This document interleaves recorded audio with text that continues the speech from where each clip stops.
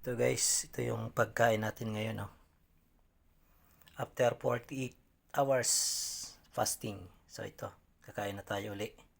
May baboy, chicken, yan, chicken, egg, tsaka pipino. Okay, tara, kain.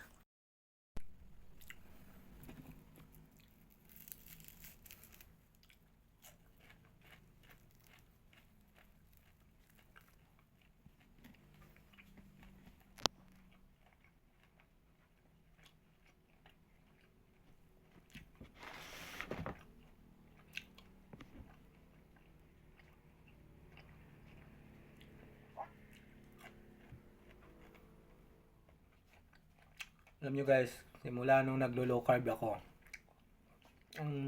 nag-start ako mag low carb is January 10 ako nag-start ng diet. Low carb diet ako. So January 10 nag-start ako. So ngayon, ano ngayon? February 21, 2026. January, ano yun January 20, 2026. So ngayon is February 21, 2026. So ang kilo ko ngayon ay 74 kilogram na lang. From 89.8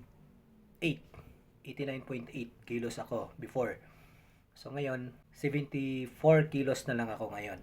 Okay, so papakita ko sa inyo dati kong picture ito. Yan ako dati.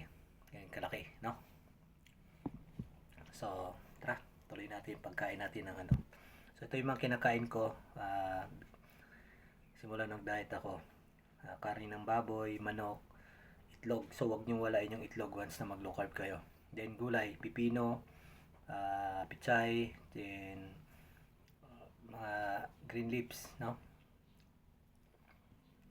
Sarap. Egg.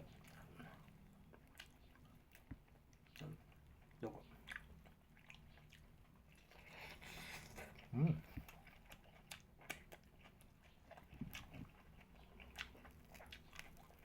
Tanggalin nyo lahat guys yung sugar.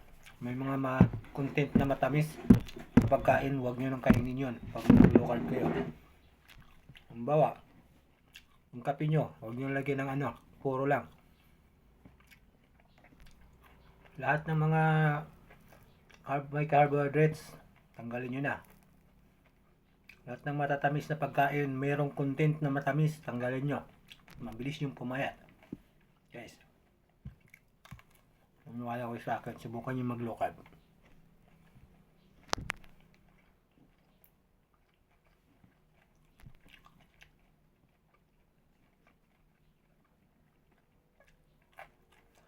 So 48 hours akong nag fasting, no?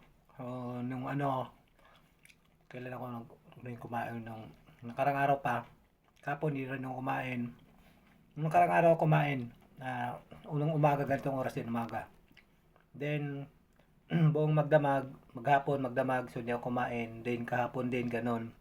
Ngayon na lang din ako kumain. So balik 48 hours ako hindi kumain. Ngayon din ulit. Mas masarap guys na magka-fasting kasi yung katawan natin.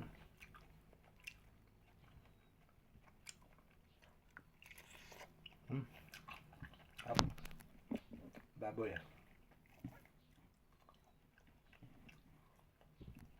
Huwag kang matakot kayo sa mga taba katulad nito. Ito, big, daming taba. Taba ng ano, balat. Huwag matakot nan. Kailangan natin to. Healthy fats.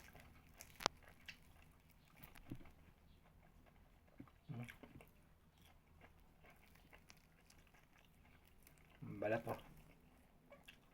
Sarap yan. Huwag kang matakot ito. Pagka low carb ka, huwag kang matakot nito.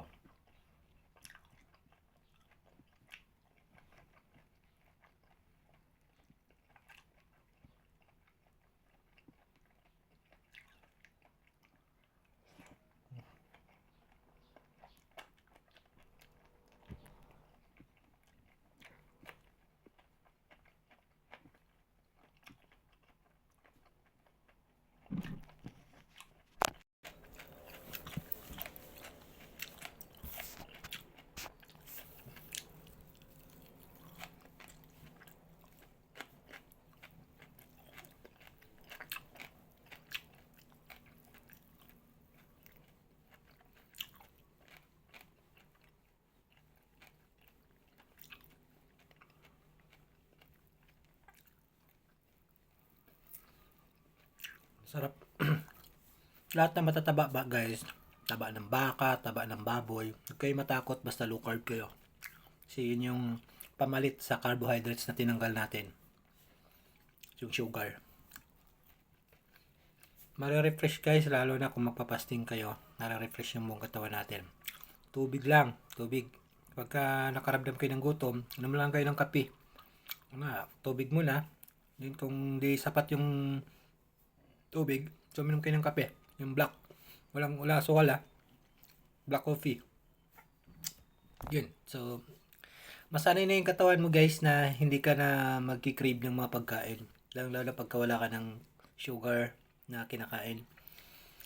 Mawala na yung mga sinasabi mong gutom ako. Nagugutom ako, kailangan kumain. So, hindi ka na makakaramdam ng ganun. Masasanay na yung katawan mo, yung routine ng pagkain mo is ganun na rin. So, unang-una, huwag niyong pilitin yung sarili niyo na kumain ng magpapasting no, ng mahabang oras. Pakiramdaman niyo yung sarili niyo. Halimbawa, gusto niyo mag-fasting. Kakain kayo ng alas 7 ng umaga. Pakiramdaman niyo kung hanggang kailan lang, hanggang saan lang kaya ng katawan niyo na gusto niyo nang kumain. Kung baguhan pa lang kayo. Okay? So, sa akin, pinakaano ko is 12 hours. Kakain ako ng alas 7. Then, kakain ako ng alas 7 p.m. Then hanggang patagal ng patagal. Hanggang nagiging kumain ako ng alas 7 umaga. Then hanggang then unang-una 12 hours lang. Then naging 14, naging 16. Hanggang naging 24 hours na. So maintain ko muna yung 24 hours. Then 48. So ngayon 48 hours na ako. Ulit-ulit na yan. 48 hours. Then next time is 72. Subukan ko naman yung 72 hours. So, pagkatapos niyan, 72. So, meron pa nga, nagpa 5 days eh. 5 days na hindi sila kumakain. Tubig lang. So, ang kagandahan nito guys is mabilis kang mamayat at yung mga